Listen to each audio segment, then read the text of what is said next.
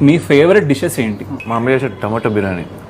దూరమా దూరమా తీరమై చేరుమా నడి రాత్రిలో తెరలు తెరచినది నిద్దురలో మగత మరిచి ఉదయించినదా కులుకులొలుకు చెలి మొదటి కళ తన నవ్వులలో తలుకు తలుకు తన చెంపలలో చమకు చమకు తన మువ్వలలో జనకు జనకు సరికొత్త కళ